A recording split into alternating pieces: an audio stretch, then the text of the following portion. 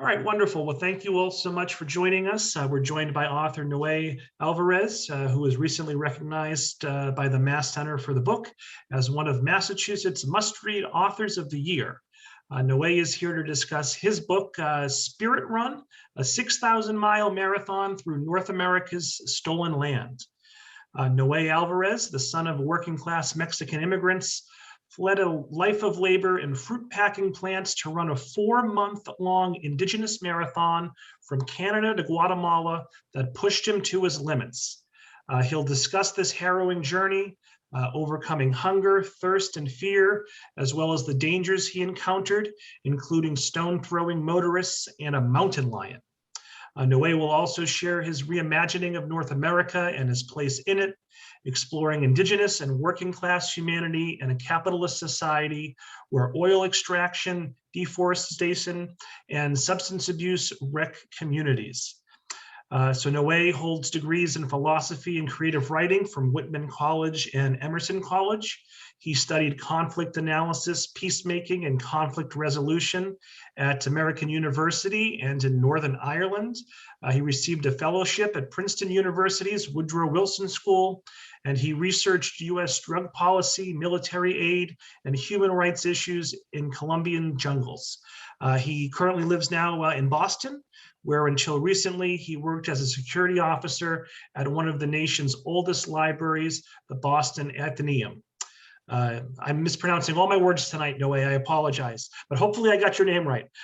So everyone, let's please give a big virtual round of applause to Noe for joining us here this evening. And Noe, the floor is yours. Take it away. Thanks so much. Well, hello, everybody. It's a pleasure to be here with you all. Thank you so much for being here today and in support of Spirit Run and what that symbolizes. So just a little bit about myself in the book.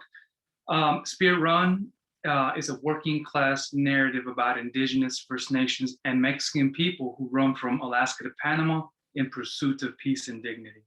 It is about the story. It is about the capacity of ordinary people surviving. It is about running as an act of resistance and finding freedom and expelling the pain with our feet.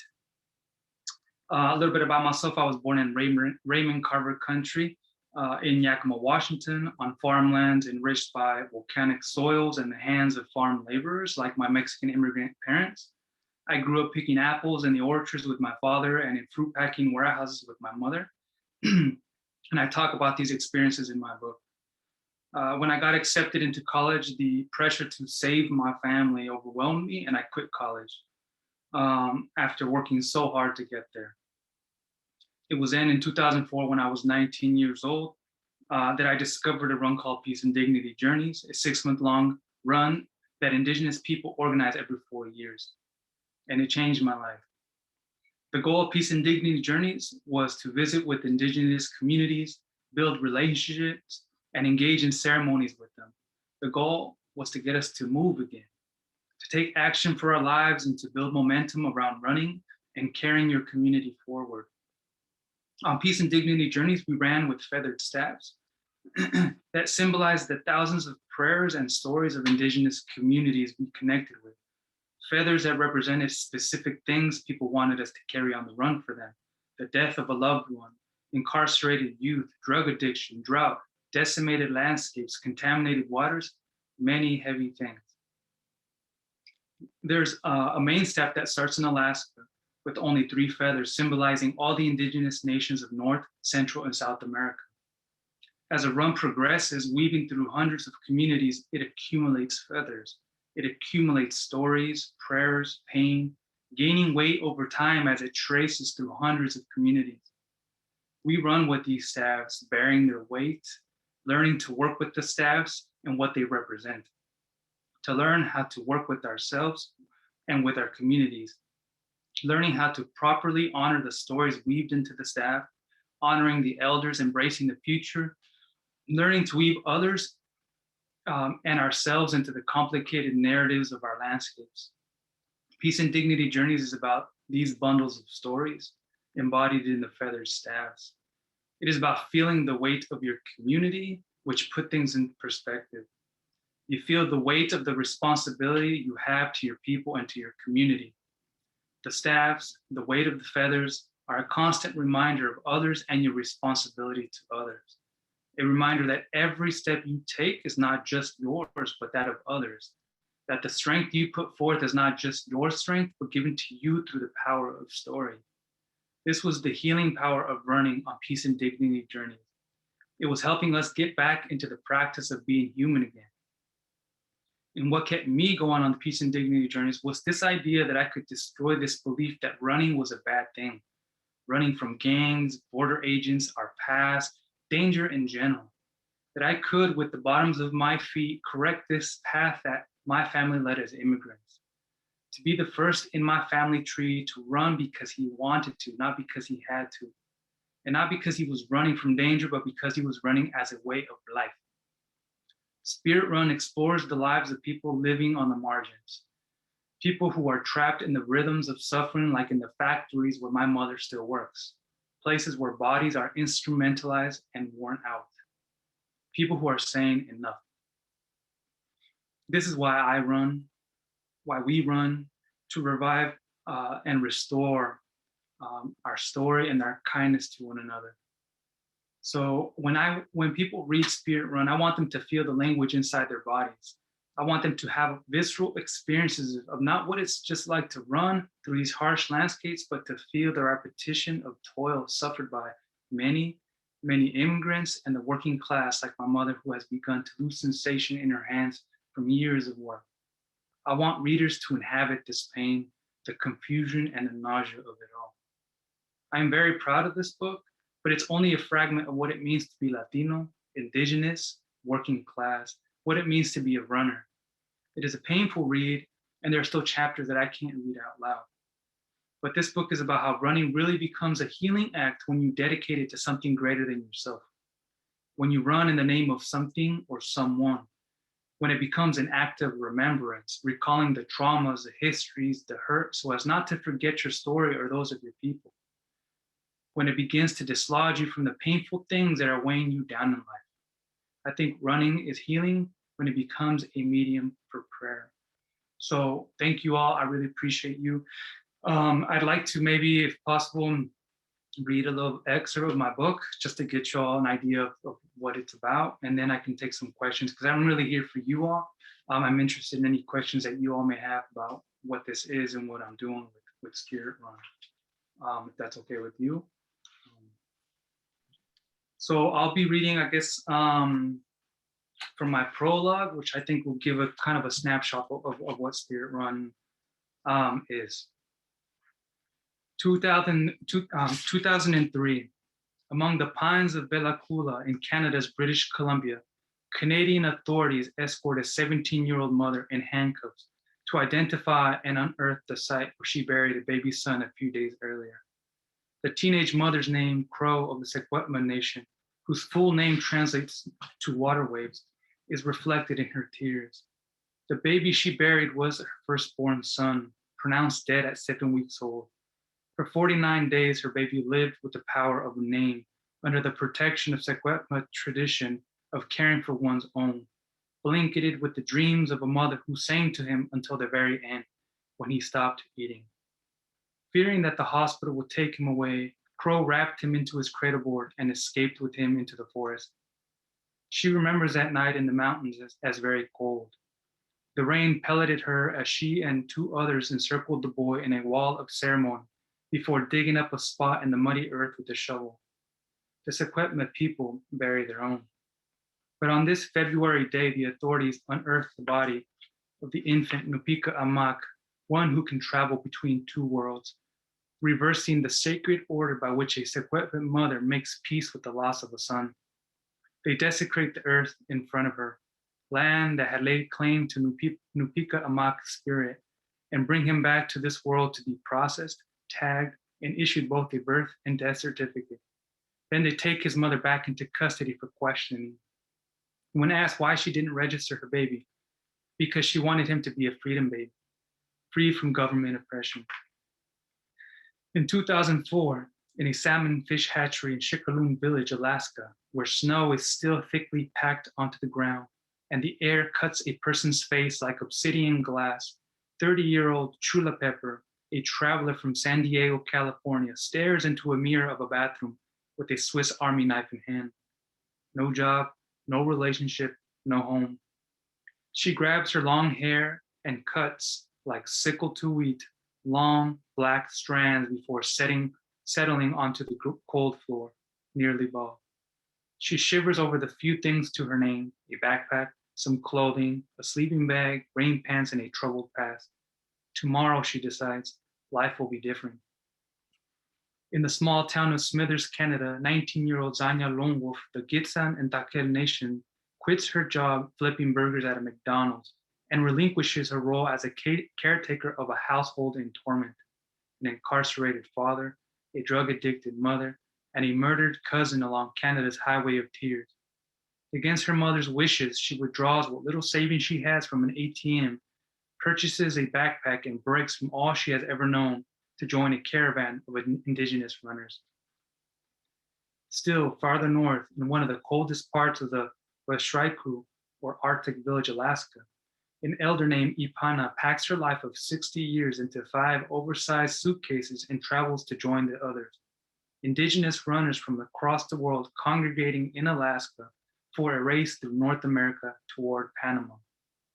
In Fairbanks, Ipana, a leader in the Dene territories, a community aligned with the migration patterns of the porcupine caribou, faces a wind and thinks about those ancient runners who had passed through these lands, migratory protectors of the sun who had moved with the herds of caribou.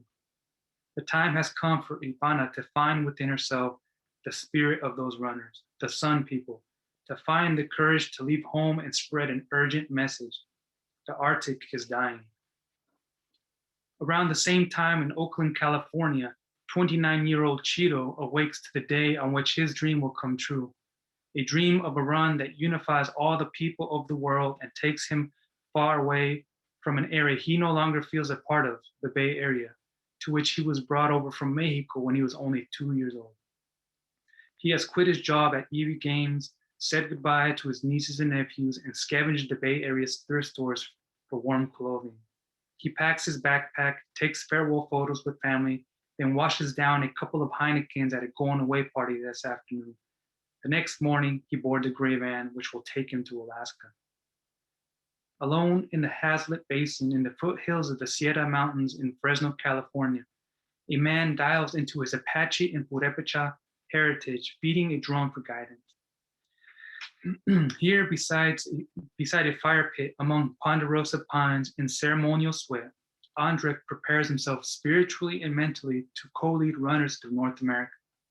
He meditates for the courage and the clarity to lead Indigenous warriors safely across vast lands. He sings and stokes the fire, calling on the wisdom of his Apache mother and Vietnam veteran elders who taught him about committing to things that are bigger and greater than oneself. He channels the wisdom of the medicine bag around his neck, Apache protection, he calls it, and drives a gray van all the way down to Los Angeles to pick up runners before driving far north to Alaska in search of that person that his father wasn't. In Arizona, there's a man whose soul is branded by the tragedy of a copper mine strike of 1983. He, Pacquiao, the main leader of the run, was about 10 years old when he witnessed his hometown of Ajo, Arizona, on lockdown, martial law enforced, the town besieged by bulldozers, snipers, police, and National Guard. It was an event that displaced many residents, separated families, and converted the place into a near ghost town. For 4 days and 4 nights, Pacquiao of Yaqui, Tohono O'odham, and Opata heritage submerges himself in ceremony in an arid region of southern Arizona. He sweats, fasts, and prepares himself to carry forward the immense weight laid upon him 2 years prior by the elder Gustavo, his mentor, a prominent labor movement leader, and the founder of the sacred ultramarathons across North and South America held every 4 years, known as a Peace and Dignity Journeys. Pacquiao co-organizes with Andrek and Chula Pepper a safe route across North America starting in Alaska. After securing and loading up the vans, Pacquiao leads a caravan north to Shikaloon, Alaska. On the way, he gives lectures and picks up runners.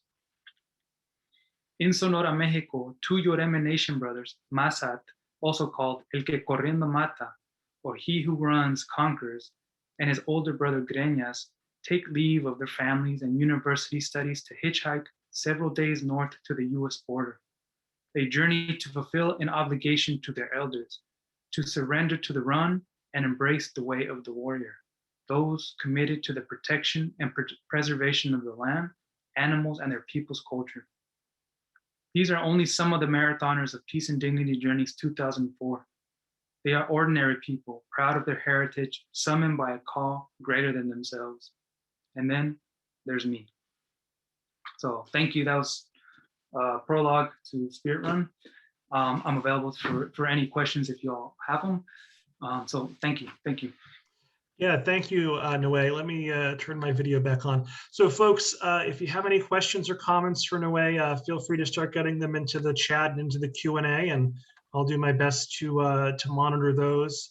Noe, you're probably speaking tonight to a predominantly white audience, and I'm curious right off the bat, what can we be doing, and this certainly goes beyond your book, but what can white folks be doing to assist in the struggles of Latinx, Indigenous, and immigrant people? What more should we be doing to help their cause? No, and that's a great question. That's a really great question, and I think you're doing it. I think keep asking that question. I think as long as we keep asking that question, we'll be led to the answers. And I think what Peace and Dignity Journeys is, it's a spirit run, but essentially it's a listening journey, right? And so what we're doing, there's a reason why this run is happening every 4 years. It means that the work is never done.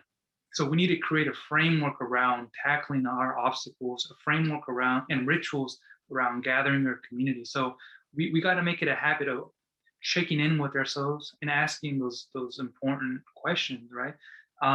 But the important thing is to listen. And I think this is what we're doing today. And I think that's what we're doing on the run. We were the messengers. We were integrating into communities and listening to our elders and passing down those stories. So I think, keep asking those questions, keep digging away and discovering those stories that they get buried. And sometimes in these communities, our stories get buried. And so when our stories get buried, we get displaced. And so, and then we get erased. And so I think that's the best answer that I think that I can give you all is just make it a habit to listen on a regular basis, right? And take in those stories, because our narratives, our stories are very complicated. They're never black and white. And it'll lead you to a very beautiful journey, I think. Now, can you share with us briefly, maybe a few stories from folks that you met on the Peace and Dignity journey? I know that you actually mentioned it in the what you just read, but in the prologue. But I believe right towards the beginning of your book, we meet. And I apologize if I mispronounce her name, but Zayana, Lone Wolf, and I guess that from what I understand, her cousin was killed on the disappeared on the Highway of Tears. Can you talk briefly about Zayana and maybe inform those listening who may not be aware of what the Highway of Tears is and why it's so terrible? Yeah, no, thank you. She was one of my best friends on the run, kept me going. I couldn't have told this story without the runners. I'm integrated very much into that story. So that's the part of the work that we do on the run, is that we have to carry our community forward together, and we are not a singular story. We are a communal story. So I think about the run every day. I think about my runners. I think about Zanya very much. Powerful female woman warrior, which, by the way, that year was dedicated to the female energy. So a lot of the runners that were a part of it were women who were trying to restore a lot of the havoc that happens in these communities. And so in Canada, it's very well known that along the British Columbia, there's a highway where a lot of women, Indigenous women, get disappeared. And there's a call to action to investigate. a lot of the reasons why these women are getting murdered. Women who are coming from very poor communities are looking for an out, are getting displaced by just all sorts of things out there. And so there's a fight. They're fighting to stay alive. They're fighting to take back their lands. They're fighting to no longer be in fear. But there's just a string of murders that's been happening to Indigenous women on the Highway of Tears. That's why they call it the Highway of Tears. So this is one of the main reasons that this runner joined the run. It was a lot of heartbreak in the community for that loss, family loss. And so she was trying to take back, her story. She wanted to go out there and run in the name of her cousin.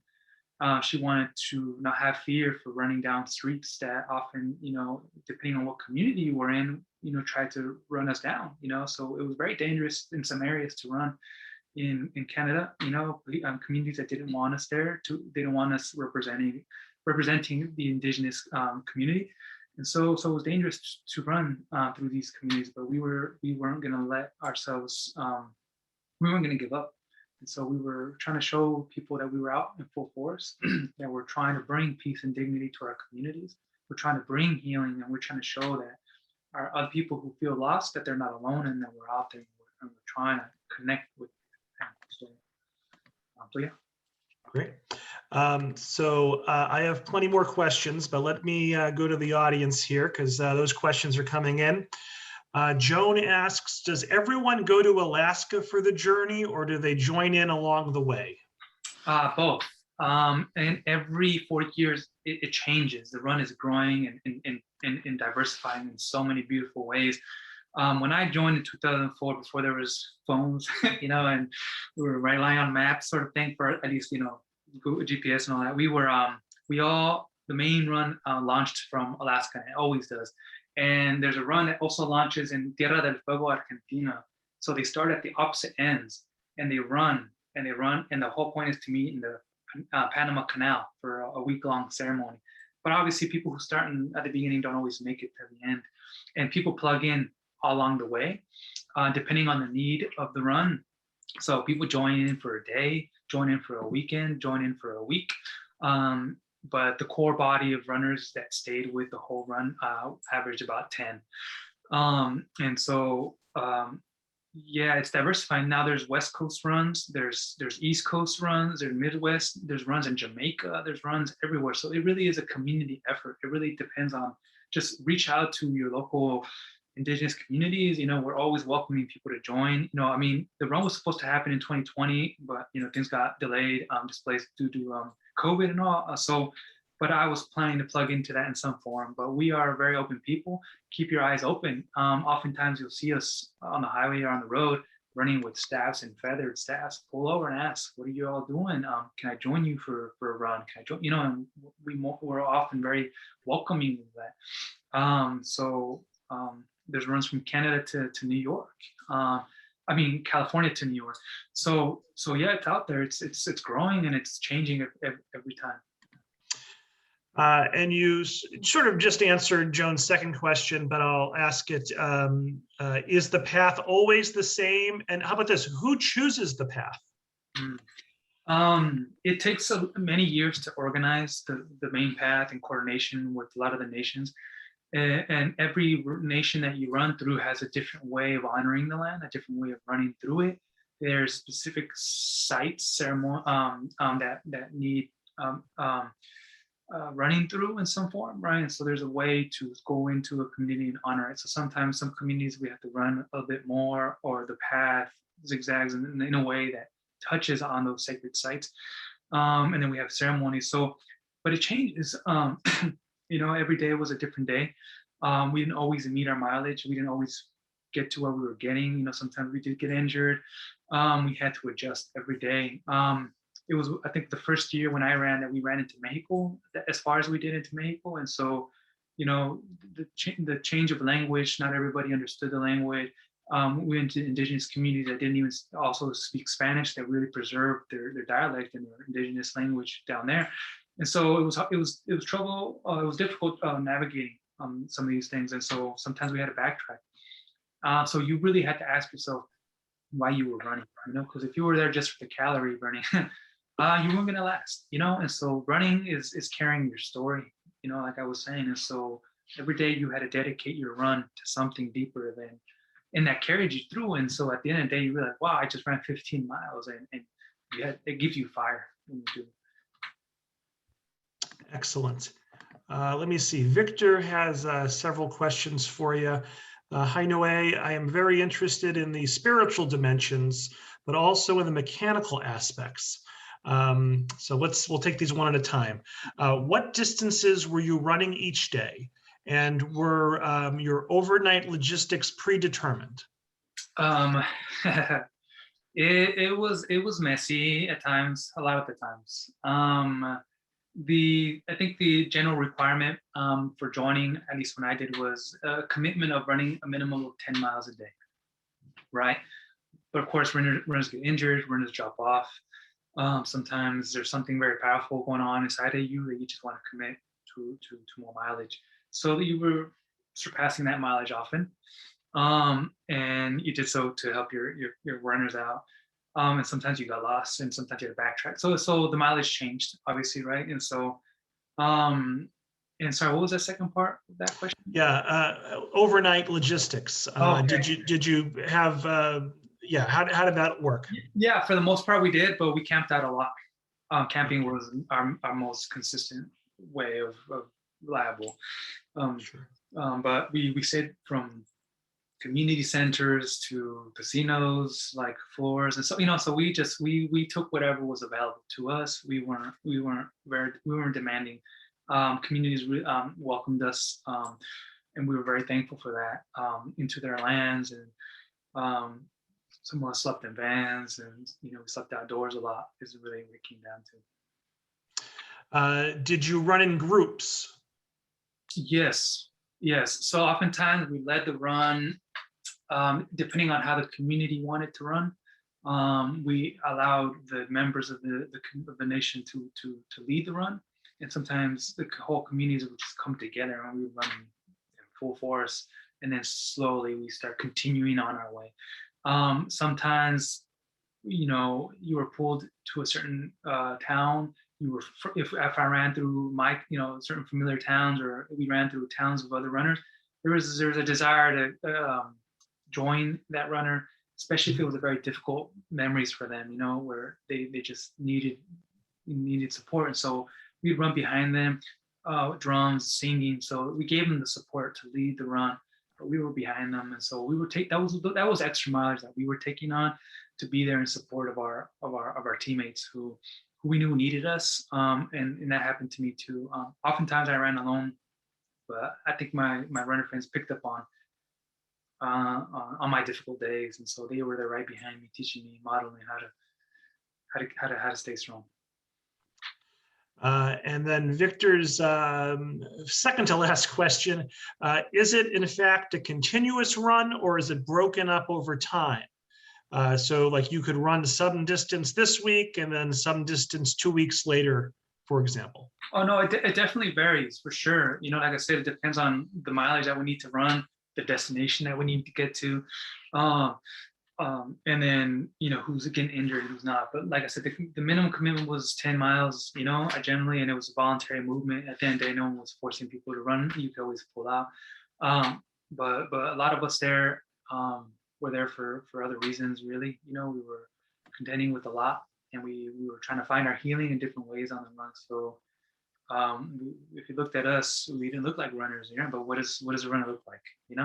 For us, running is so much more deeper than something physical. It's so we were tapping into the stories of our elders, of the community. So they were teaching us how to see the world again in a spiritual way, right? Like our story is connected to a mountain, it's connected to a river, and that's what kept us going, right? And so that's what gave us the power to run in ways that people didn't think we could, right? So Victor asks, can you describe the staff that grew as you progressed? How did you carry it, and was it passed runner to runner over time? Yeah, no, those are great questions. Staffs are dedicated, are offered, and are given, by different communities. So there's a lot of them. that range from South America to North America. So there are very specific staffs that represent a very specific community and a very specific prayer. When they give them out, they say, please think of our community, a community that struggles with a lot of drought. There's a drought staff. And so when you pick up that staff one day, you think of that. You generally try to think of that community and that mentality. And so you carry that and you think about that. But obviously you think about how you can plug into that story. And so that is a guiding story for you, but you plug into it your way. And then you set that down at the end of the day. Every day you pick up a different staff and they're very different. The Zapatista staff, the Chiapas community of Southern Mexico, they dedicated the staff. So we can think about all the massacred members who were, in the 90s. So that's something we think about, is the children that were massacred down there. So that was a child staff that we carried. But then there was like a leading staff that represented, it was the first one to be picked up, and it was the first one to receive the feathers and the prayers and the stories that people gifted to the staff. And that led the staff, the rest of us. And if you didn't know, you asked. And so it was a conversation starter. There were a lot of staff that I didn't know. I was like, oh, what is this? And you sat down with your elders and you sat down in the traditional way and you spoke about what this means and what it means to carry that staff. And so the father staff or the leader staff or the mother staff started with 3 feathers, right? In Alaska, they represented the nations, but it accumulates feathers over time and it accumulates weight. And so you run with it. You literally run with your staffs and it gets heavier and heavier and heavier over time. And so, it's just something you have to sort of contend with. And it starts to get really intimidating after a while when it's really big, this huge, and it gets pretty heavy. So, some days you have the desire to really take on that energy, take on all those stories, and you want to be part of that story. And so you ask, can I carry that today? Anyone who wants it, can take it. So pick it up and then you eat it and you realize, you're in front of everybody. You're going into, it's so powerful, and so so many just different beautiful ways of integrating your story and yourself visually and spiritually into the land. And everything else is easier. All right, let's talk about, let's get negative for a second. So in the description to your book, you mentioned motorists throwing rocks. You mentioned a mountain lion. And I know before we started, we were talking about bad weather and you having to run through all sorts of different types of weather. So you want to briefly touch on all those 3 things and how you were able to persevere through it all? Oh, yeah. Yeah, lots of bad weather for sure. Rain, humidity. We're running through Arizona in the hottest months, and running in the longest mileage because we were running through the Tohono Nation, which is a big territory, and they had a specific way they wanted us to run their territory. It required, I think, a minimum of 4 runners at a time, and so that was really going through us. And I specifically wanted to run as many miles as possible because I was approaching what symbolized my life all my life is the border, all what it means, all these things that divide, what that means. So my parents ran north, and I'm here running back to the heart of what they left. And so I was just feeling things, and I was here, and I couldn't, and we were running through unmarked graves, like around unmarked graves. We're running through those areas that were just, there was a lot of pain down there. And so everywhere we went, there was things to think about, how we can plug ourselves into the land and to honor in what we, step on and what that means for us. So, but of course, we were out there visually showing ourselves, right? And not everybody wanted that, and so we had to be vigilant about how we were in the community and the conversations that people would try to have with us. And so it was challenging in some places. Like I said, in places in Canada, we had to jump away from vehicles that try to run us off the road. And we had to ask ourselves why we were doing what we were doing, and we couldn't let ourselves quit, and I mean, you were allowed to, obviously, but a lot of us had a lot more to go. I personally was running to the next story because stories were so healing to sit down with the elders to hear about how they're doing it in life, how they're figuring it out, and how they're keeping it together, and how they're like, of course, all the challenges, but I was literally, that was my education that I needed. That's why I dropped out of college. It's like for at the time, books weren't for me. It was connecting with people who were putting in that work. And so I wasn't gonna let anything stop me. I was gonna go run to the next story and the next story and the next story, and find that as my medicine. Yeah, there are places like in Mexico that, there's political campaigns that were trying to kind of usurp our movement into that. And so of course the community was very vigilant of that political corruption. And so they were questioning on our motives every step of the way. And so that was one part.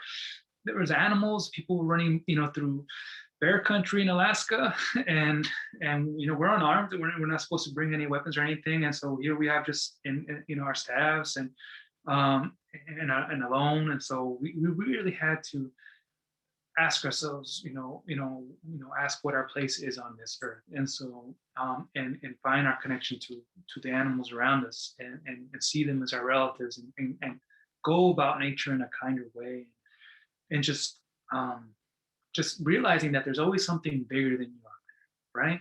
And so how do you ground yourself in those things things that matter, and how do you find peace with all the chaos, and I needed to learn that. I needed to put that into practice, and running was a thing that was integrating it all, because we were all messy. We all had our problems. We're not perfect, but we all decided that the way we were going to come together was around this framework of running, and that was going to be the thing that was going to at least get us going.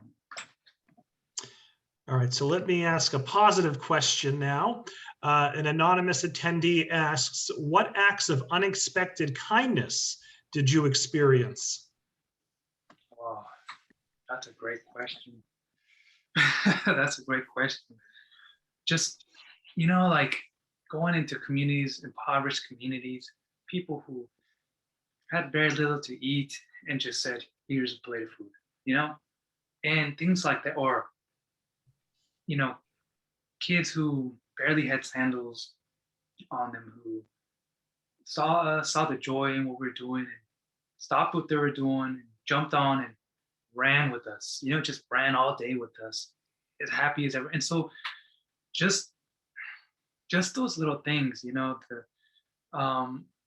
that just really ground you in this world was very healing to me, and I write about all those things. I write about those things that the people did for us. And so I try very much in my writing to put those acts of kindness out there in words, and I try to honor them. When I write about other people, I lose sleep over doing it right. I have to recognize that as a writer, there are limitations to what I can capture of the run. And so I want the other runners, to write their book, right? Because every runner who writes their book is going to have a different experience and different interpretation, and that's the beauty of the run. We are all taking different things from it, and at the end of the day, it's just the people, all the acts of kindness of the people who helped us along the way, is what made me who I am today. Marie asks, is this something that you trained for, like a marathon? How did you prepare for this? How did you train for this physically? Oh, that's a great question. And I have to say, I actually hated running before any of this. I was a sprinter. I was a runner. I was accustomed to, but like I said, the association with that was bad. Like, you don't do that unless it's dangerous. But I guess the real answer is that I guess my life was my training. You know what I mean? It's like you train. I think we all have those life experiences that we can all do this, right? And so I think it's just being able to tap into that, dig in deep inside ourselves, and use that as our fuel to run. Because like I said, if you looked at us, we didn't look like runners, right? It's like, but you'd question, like, how were you running from all the way from Alaska and made it all the way to Canada? It's like, because there's something deeper that's keeping us motivated, that's keeping us together. And I think that's very true and symbolic of in life, right? I think we can do so much more carrying all those stories that matter, all the positive and all that love, because sometimes, I mean, we have a lot of strength, but I think we can find a lot more strength in our community and in those stories. But for me, my life was my preparation. I was defined and informed by what my parents experienced in the farm, in the orchards. I was defined by the orchard and the apples that I helped pick. I was defined by an impoverished upbringing and the food that I didn't have to eat. And so I was on the spirit run my whole life. And here finally there was a movement that could bring it all together, that I could like make it beautiful again and not have shame in who I am. It was a way to sort of find some self-love and be able to put words to that self-love in ways that we as male Latino, whatever, we, at least the way I grew up, we didn't articulate that enough. We didn't articulate how our struggles or what we're going through. We didn't articulate all the loving words that we want to hear as men. I'd like to hear other men tell, say other loving things to us. And when I joined this run, there was men there who deeply in touch with their loving spirit and their heart and would say very loving things. And that was the kind of model I needed in my life. And that's the kind of person that I try to be in my life, thanks to Peace and Dignity Journeys. So curious, I realize you were doing this for, your spiritual health and not so much your physical health, but I'm curious, did you see some sort of body transformation running all these miles? Did you lose some weight? And then how, what was your, I'm not a runner, so I don't know what the terminology is, but how fast did you run per mile? Did you? Oh, yeah, those are all questions I still don't know. I mean, like, yeah, like I'm not a professional runner, that's what I'm trying to tell people. Like, yeah, I think my body definitely changed. I was darker. I was getting sunburned left and right. I had to buy a cowboy hat at some point, and I was running with a cowboy hat. Like I was doing whatever I can. I was wrapping my head up in whatever I could to protect myself from the sun. Food was limited, so especially when you got into Mexico. So yeah, I look at my pictures, and I was bones. But my knees were also damaged. But it needed to happen the way it needed to happen for me on the run, and I think it's a lot more about that. I think what was more transformed is just my way of thinking about my life. But I wasn't running it fast. Actually, at first, when I was 19, I was eager. I wanted to tackle all the mileage, and I was moving fast. I was taking on a lot more mileage than I needed to for the run, but I was doing it for myself. I was done with run, and I was wanting to join this run. And then I saw how beautifully this person was running. He was singing, or they were singing, and I was like, I want to be part of that. And so I want to learn that. And so I do that. As tired as I was, I just wanted to see the landscape. I saw, oh, this is a gorgeous mountain. I want to run that. There's a gorgeous river. I want to run that. There just wasn't enough energy for me to do all that. And so I just learned how to pace myself. And that's part of the lesson too, is that you'll get there, you'll just have to find your rhythm. You just have to find your pace at whatever pace. And it wasn't a race. Peace and Dignity Journeys is not a race. It's your own expression. It's your way of contributing to this run in your way, and that's exactly how we want. No one told me how to be. No one told me how to do ceremony. It was my way, and so, but there was a way to come into it. So yeah, it was very, very, very welcoming on that front for sure. Now, I think you had mentioned, was pre-smartphones, but Tej, I apologize if I'm mispronouncing that, but Tej wants to know if you took any videos or photos while you were on your journey. Oh yeah, I did. There's some on my website that I put up on spiritrunbook.com. A few of them. Generally, I'll probably try to put in some more. But yeah, I had this little camera that I took snapshots, and then other runners took, and then community members who took photos and then gave it to us. And so, yeah, so remember, I mean, every time we got lost, the coordinators would pull out a map onto the hood of their cars. And then oftentimes we were running, for me, like oftentimes we were running through communities that were referred to by their indigenous name. So I didn't know where I was until I got to like Vancouver, or I got to a big city name, right? Because that's kind of the process of reclaiming some of these realities and these stories, is addressing them by the name that they're referred to as. And so, and then oftentimes we were running through places that were not marked on the maps. We were running through old trails or old places that hadn't been, visited in a long time. And so it was stressful, but we were there with friends, and we were ready to do the work. Donna asks, how long did the whole run take you? I ran 4 months out of the 6, and it kind of varies. So at least when I joined it, it tried to be around 6 months, which is why we had to try to move at a certain rate and meet certain goals. Communities that are awaiting us have been organized years before, and so but it changes. I think now I think it's longer. I think there's just different routes you can contribute. You just have to coordinate that with one of the organizers in your community and just ask if there's an ability for you to join, how you can contribute.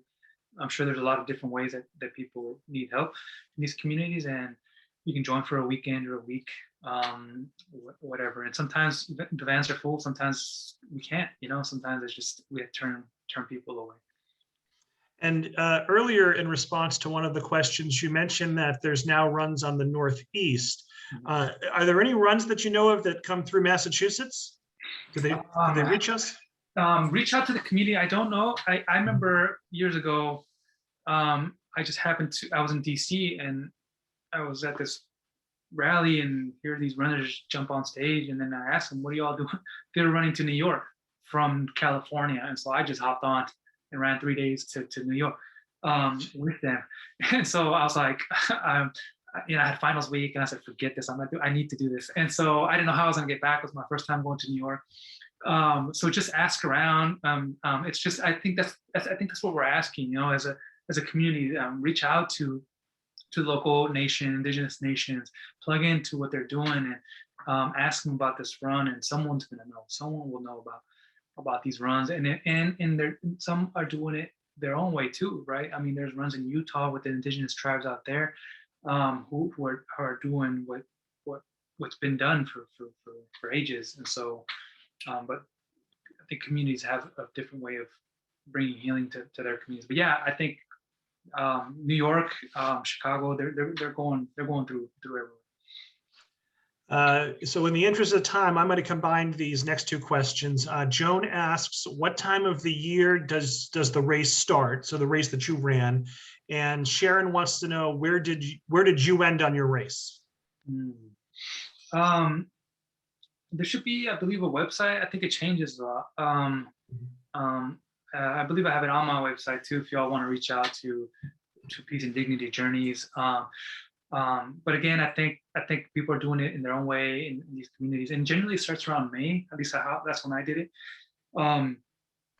And I ended my run in Guatemala, and that was how it all came to me. And it was also about learning how to call it quits, learning when enough is enough, and learning that sometimes your journey takes you elsewhere, and you have to jump on that. So yeah. Great question from Marie. Could you describe what a day would look like during your run on the Peace and Dignity journey? So what did a day in the life look like while you were on this 4-month journey? Yeah, I mean, and I describe all this too in the book, but it's just imagine waking up really early. When the sun is coming up, to do ceremony with the community, prepare yourself. You're out camping, weather's probably bad, whatever. Hop on vehicles after a quick whatever thing you can stuff in your mouth, run all day, or as long as it needs to get to the community. Visit with the community, do ceremony with them, check in, be part of that activity that they have for you, and till sundown, camp out, and then repeat that every day. So it depended on what the nation wanted you to do, or what was needed to speak in their community. So some of these activities, oftentimes took all day. We were out there meeting everybody, and we were very excited to do that. potlatch activities, music. We were yeah. So it was that, and it wasn't always showers. So jumping into the whatever river you can get, or when the rain's hitting Arizona after not showering after a week, and being stuck in a van with other remnants who also didn't shower for a week, so there's other types of challenges. So taking opportunities to jump in the water when you can. And so yeah, lots of tricky things. Yeah, and so Noe, with the few minutes we have left, you've told us why you ran the marathon. Can you tell us why you wrote the book? Can you talk a little bit about the process of writing the book and how and why you decided to do that? it was it was just another act of healing for me, right? Running the run was one form of healing. Writing about it was another way of healing, and then talking about it was another form. So we had to constantly re-engage our story. And for me, I didn't tell very many people about this run for a long time, so it was kind of the longest kept secret. But I think I encourage you all to find a medium by which to dislodge yourselves of those stories and that trauma, because and to not throw any of that away, because there's a reason why we're putting that stuff down to paper, why we're drawing those things, while we're there's a reason why we're doing that. But we need to, I called it kind of a process of clearing your throat. I think we need to clear ourselves of whatever is swelling up inside of us, and I think we need to do something creative to find our healing. So for me, I wanted to find healing, but then also I felt it an obligation to my people to put this story out there, because we keep this amongst our community, and we're guarded sometimes, and for good reason, and vigilant. And so I had to think a lot about putting the story out there, outing my story, my mom, my dad's story. So I didn't want to put people in any unsafe situation, by putting the story out there. But I told myself, no, if there's anyone out there, and there are a lot of people out there, who can relate to this story, I wanted to see that there's a different way to be in the world. That I went through the struggle, that you don't have to go through the similar struggle or as much, and here's a different way of tackling your life. And so for me, it was a call to action. I think it was an urgent desire of mine to bring healing, not just to my family, but to others who are going through the struggle. So Noe, I can't speak to the financial aspect, but I can say that your book has been a huge, critically acclaimed success. You were just recently named, your book was one of the top 10 nonfiction books by a Massachusetts author, all sorts of awards or nominated for awards, great feature article in the New York Times. Curious if you're planning a second book. I'm privileged enough to be writing a second one. Yes, and I'm very excited. And I do it for what I naturally do, is processing things around me. And I think I'm going to continue for as long as I live, whether things are published or not. It's important to continue with those rituals of running or creative works. Do it for yourself first, / family / community. Stick with that, and you'll find your voice, you'll find your story. And then when you're ready to share it with the world, put it out there, and it'll do wonderful things for you. Good advice for aspiring writers.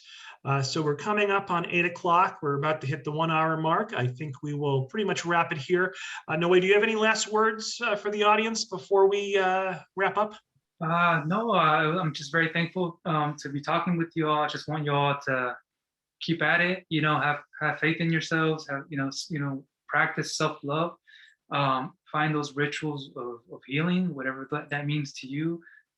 Spirit run is not just a physical run, it's a symbolic run. It's whatever that means to you in ways that you can apply into your life. So thank you all for being here today. Please spread that medicine. Please go out there and reach your communities. Go and challenge yourself to connect with someone in a different way. And I think that's what we need today. Yeah, thanks so much, Noe, and thank you all for joining us tonight. For those who are watching live, look for an email from me tomorrow with a link to the recording, a link to a feedback survey, a list of all the libraries who collaborated for tonight's event, and also more information about Noe's book. Also some upcoming programs from our libraries that you may be interested in. So Noe, before you log off, make sure you look at the chat. You're getting a bunch of thank yous. Marie says, thank you so much for your very courageous journey that inspires us to stretch the limits. Kathleen, Victor, and Susan, and Sharon also say thank you. And I'm sure I speak for the other folks on the call who say thank you as well. So thank you so much, Noe. It was wonderful to get to hear you speak for an hour, and have a great night. Thank you Keep so running. much. Thank Yeah, you. you're welcome. Yeah. Have a good one, everyone. Bye-bye.